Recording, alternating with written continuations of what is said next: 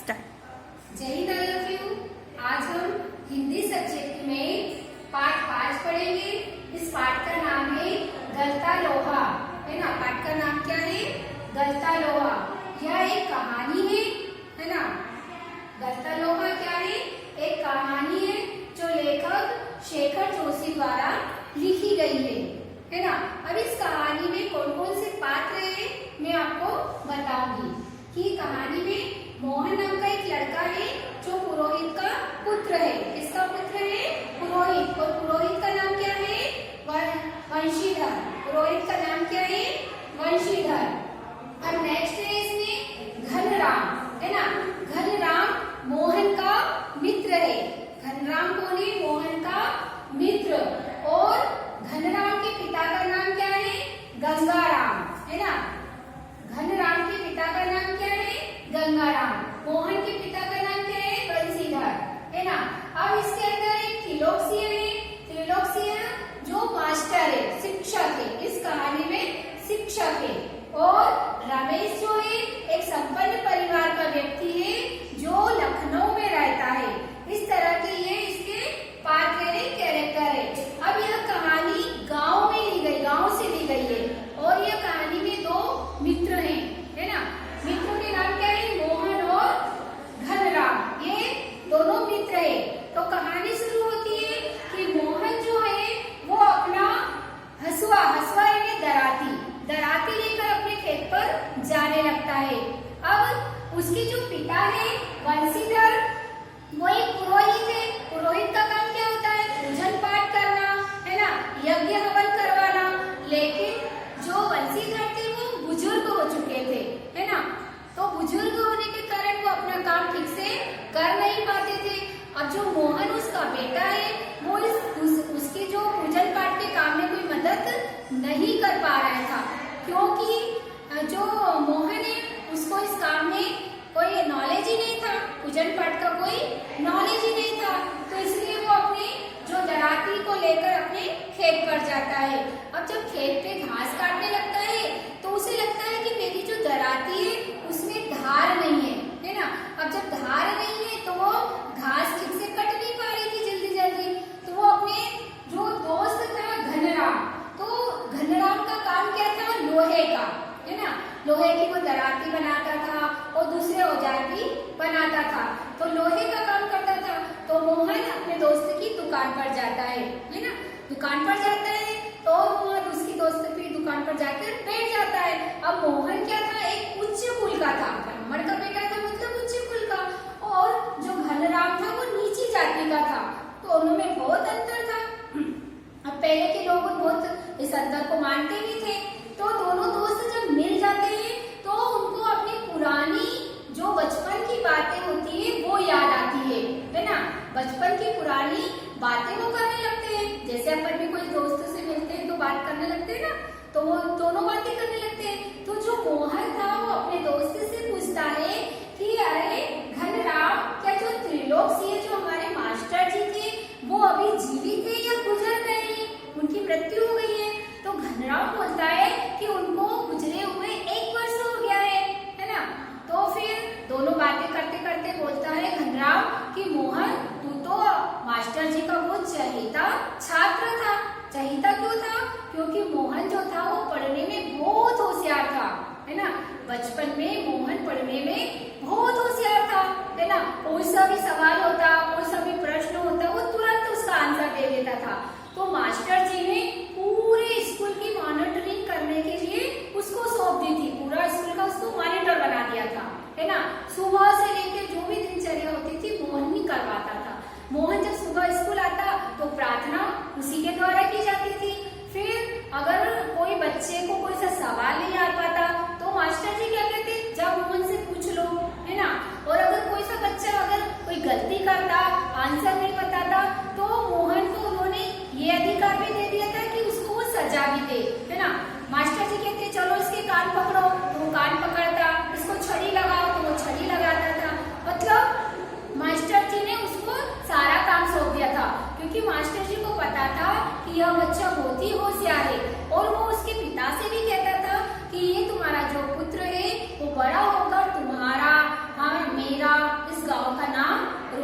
करेगा, क्योंकि बड़े होकर वो बहुत बड़ी पोस्ट पर जाएगा। अब जो इसके अकॉर्डिंग जो घनराम था वो पढ़ने में बहुत कमजोर था, है ना, उसको कुछ समझ में नहीं आता था। तो बहुत बार तो वो अपने दोस्त के द्वारा ही बहुत बार दंडित होता था, उसको पनिशमेंट मिल जाती थी, क्योंकि मास्टर जी उसको भी कहते थे चल तेरे दोस्त से दंड लगा, इसके कान पकड़। तो इन सब कारणों के बाद भी दोनों में बहुत गहरी दोस्ती थी, है ना। अब क्या होता है कि घनराम सिर्फ 3rd क्लास तक पढ़ता है और वो अपनी पढ़ाई बीच में छोड़ देता है ना। जो उसके पिता थे गंगाराम, वो अपनी जो लोहे की दुकान थी उसमें अपना जो भी काम था वो उसको सिखाने लगता है। तो धीरे धीरे जो घनराम था वो काम सीखने लगता है ना। अब अचानक उसके पिता की मृत्यु हो जाती है, तो सारा काम जो दुकान का था उसी के सुपुर्द हो जाता था। और उधर क्या था, जो मोहन था वो 5वीं क्लास में उसको बहुत अच्छे मार्क्स आने के कारण उसको छात्रवृत्ति मिलती है, 5वीं क्लास में उसको छात्र मिलती है। तो इस कारण उसके पिता का हौसला और बढ़ जाता है कि अरे मेरा बेटा तो सचमुच ही मेरा नाम रोशन करेगा। अब 5वीं के बाद में उस गांव में स्कूल ही नहीं था। अब बड़ी क्लास के लिए उनको दूसरे गांव में जाना पड़ता था। तो क्या था कि वो गांव जो था दूसरा, जहाँ पे दूसरा विद्यालय था, वो उस गांव से 4 किलोमीटर था और बीच में एक नदी भी बहती थी, है ना। अब नदी बहती थी तो इन सब चुनौतियों के भी कारण जो उसके पिता था उसने अपना हौसला नहीं हारा और उन्होंने अपने बेटे का नाम उस स्कूल में लिखवा दिया। अब सुबह से जाता था मोहन, है ना, और जब शाम को थक जाता था, बहुत थक जाता था वो, लेकिन हिम्मत नहीं आ रही। अब बारिश के मौसम में क्या होता था कि उस नदी में पानी ज्यादा हो जाता था, कभी कभी तो ऊपर से पूर जाने लगती। तो क्या करता मोहन को फिर बहुत सारा इंतजार करना पड़ता। तो उसके जो पिता थे, है ना, उसके जो पिता थे उन्होंने अपने यजमान यानी परिचित एक व्यक्ति था, तो उसी गांव में रहता था। तो उनने क्या करा कि उसके जो पुत्र के बारे में उसने बात कर ली थी कि जब भी नदी में ज्यादा पानी होगा तो तुम्हारे घर वो रुक जाया करेगा और जब पानी उतर जाएगा तो वो अपने घर आ जाएगा। ऐसी उसने बात कर ली थी। अब ऐसे ही समय निकलता गया। अब एक दिन क्या हो गया कि बहुत अधिक बारिश हुई, है ना। बारिश हुई तो मोहन ने पहले नदी के वहां जाकर देखा कि पानी कितना है। तो पानी उस टाइम तो थोड़ा कम था नदी में, तो उसने सोचा कि मैं निकल जाऊंगा, है ना। तो जैसे ही वो नदी पार करने लगा तो बीच जब नदी में आया तो बहाव एकदम से तेज हो गया पानी का। तो मोहन घबरा गया, लेकिन उसने हिम्मत नहीं हारी और जैसे तैसे उसने नदी पार कर ली, है ना। अब क्या हुआ, जब उसने घर जाके अपने पिता को बताया तो पिताजी भी घबरा गए कि उसकी जान पे आ सकती थी, कुछ भी हो सकता था। तो इस सब की चिंता होने लगी कि अब उसकी पढ़ाई का क्या होगा, अगर मैं स्कूल नहीं भेजूंगा तो ये बहुत पिछड़ जाएगा, क्योंकि मेरा बेटा तो बहुत होशियार है ना। अब एक दिन फिर अचानक ही उनका जो रमेश नाम का, है ना, एक व्यक्ति था रमेश नाम का, जो लखनऊ में रहता था, शहर था लखनऊ, है ना। तो शहर से अपने गांव में आता है किसी काम से। तो वो उसके जो मोहन के पिता थे उनसे बात करता है कि हाँ दादा क्या हालचाल है, क्या है। तो जो उसके पिता थे मोहन के, वो अपने बेटे की पढ़ाई के बारे में चिंतित थे। तो वो उससे बताते कि यार मेरा बेटा तो बहुत होशियार है, लेकिन वो आगे की पढ़ाई कैसे करेगा, उसको बहुत सारी प्रॉब्लम आ रही है। तो जो रमेश नाम का व्यक्ति था वो क्या कहता है कि इसको तुम मेरे साथ में शहर भेज दो, मैं वहां पर जाके इसका बहुत अच्छे स्कूल में नाम लिखवा दूंगा और ये अच्छे स्कूल में जाएगा तो अच्छी और पढ़ाई करेगा, क्योंकि शहर की पढ़ाई तो बहुत अच्छी भी होती है। तो वो बड़े खुश हो जाते हैं, है ना, उसके पिता बड़े खुश हो जाते हैं। तो वो बोलते कि वह तुम्हारे रूप में तो मेरे को भगवान साक्षात मिल गए, तुमने तो मेरी सारी चिंता ही दूर कर दी। तो रमेश बाबू के साथ में मोहन उनके शहर चला जाता है ना। अब जब वो शहर जाकर देखता है कि रमेश बाबू के घर में तो बहुत सारे लोग थे, है ना, उनके घर में 2 स्त्रियां थी और 2 औरतें महिलाएं थी। तो एक महिला को मोहन क्या कहता था, चाची कहता था, और दूसरी महिला को वो भाभी कहता था, है ना। अब धीरे धीरे जो दोनों औरतें थी उसको धीरे धीरे काम बताने लगी कि मोहन जाओ सब्जी से, बाजार से सब्जी लेकर आ जाओ, मोहन जाइए तुम मार्केट से किराने का ये सामान लेके आ जाओ, तुम थोड़ी सी झाड़ू लगा दो, है ना, इतने से बर्तन है मोहन तुम ये साफ कर दो। तो धीरे धीरे उसको बहुत सारा वो औरतें काम बताने लगी। अब धीरे धीरे क्या हो गया, वो घर का काम तो करता ही था, आस पड़ोस की औरतें भी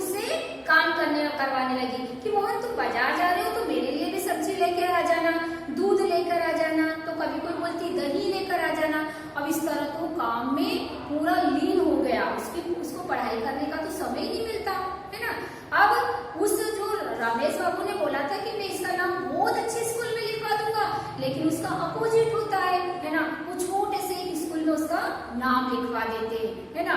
अब मोहन जब स्कूल जाने लगा, लेकिन क्या होता था कि जब वो घर आता था तो उसको तो पूरा काम ही करना पड़ता था, है ना।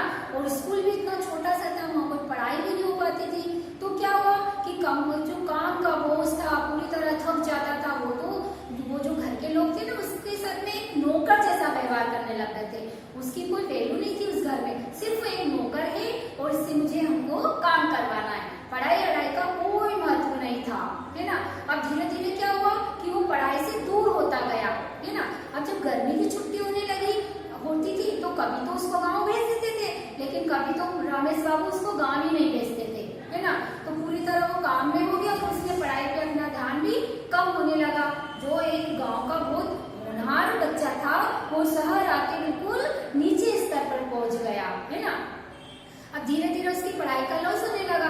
फिर वो गांव गया एक बार, तो गांव में उसने अपने पिता से मिला, तो पिता तो बड़े खुश हो रहे थे कि मेरा बच्चा शहर में जाके पढ़ाई कर रहा है। तो अब इन सब कारणों से वो जो मोहन था, वो अपनी जो परेशानी भी नहीं बता पा रहा था अपने पिता को, क्योंकि वो समझता था कि अगर मैं अपनी परेशानी बताऊंगा तो मेरे जो पिता है वो बहुत ही दुखी हो जाएंगे, है ना। इन सब कारणों से वो अपनी बात भी नहीं बता पाया। अब धीरे धीरे समय निकलता गया। अब क्या होता है कि छुट्टी के बाद में कुछ साल निकले, कुछ समय निकला, तो छुट्टी के बाद में उसको 8th क्लास में नाम लिखवाना था, है ना। 8th क्लास में आ गया था वो, तो नाम लिखवाना था। अब वो जब शहर जाता है तो रमेश बाबू के घर वाले क्या करते हैं कि उसको एक टेक्नोलॉजी, है ना, तकनीकी स्कूल में, उसको एक छोटे से तकनीकी स्कूल में उसका नाम लिखवा देते कि आगे कहाँ पढ़ेगा ये, इसको एक तकनीकी स्कूल में नाम लिखवा दो ताकि कुछ सीखा करेगा थोड़ा बहुत, है ना, और अपने घर का काम भी चल जाएगा। तो वो कभी तकनीकी स्कूल में जाता था और कभी नहीं जा पाता था, घर के काम ही इतने सारे थे उसके पास। अब इस तरह वो पिछड़ता गया, है ना। अब इस तरह 2 साल और निकल गए, है ना। फिर वो एक बार जब घर गया, है ना, तो उसने कोशिश की, है ना, घर गया, फिर वापस भी आ गया। उसने कोशिश अपनी बता नहीं पाया कि मेरे को क्या क्या परेशानी है। अब जब शहर में जब उसकी तकनीकी शिक्षा भी पूरी होने लगी तो नौकरी ढूंढने लगा। अब उसको कोई नॉलेज तो था नहीं, पढ़ाई थी वो भी बहुत दूर हो गई थी, और तकनीकी स्कूल में भी उसने कुछ नहीं सीखा था, तो उसको शहर में नौकरी भी नहीं मिल रही थी। फिर वो धीरे से वापस अपने गांव आ जाता है और एक दिन अपने पिता को सारी हकीकत बताता है। तो पिता भी इस दुख को झेल जाते, मतलब ठीक है, जो हुआ ठीक है ना, दुखी बहुत हुए, लेकिन वो क्या करते हैं कि पहले गांव में अपना जो खेत है वो खेत का ही काम करो, है ना। इस तरह से दोनों जो दोस्त थे, ये सारी घटना कहाँ पे हुई फिर बता रहे थे एक दूसरे को, अपने दोनों मित्र आपस में बता रहे थे कि मेरे साथ क्या हुआ, मैं शहर गया था, ऐसा हुआ।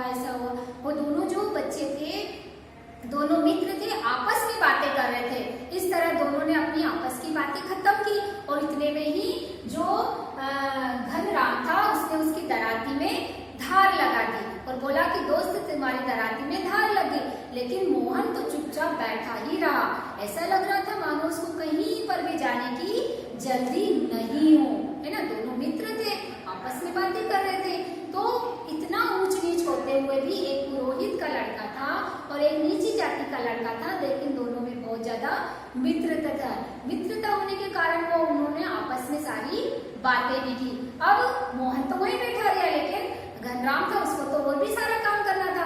तो उसने एक लोहे की छड़ी निकाली, है ना, लोहे की छड़ी निकाली, और उसको लोहे की छड़ी को उसने पहले गलाया, है ना, गलाकर उसने गोल आकार देने की कोशिश की। उस लोहे को जब वो नरम हो गया तो उसको छड़ी को गोल आकार देने की कोशिश की, लेकिन वो कर नहीं पा रहा था, है ना।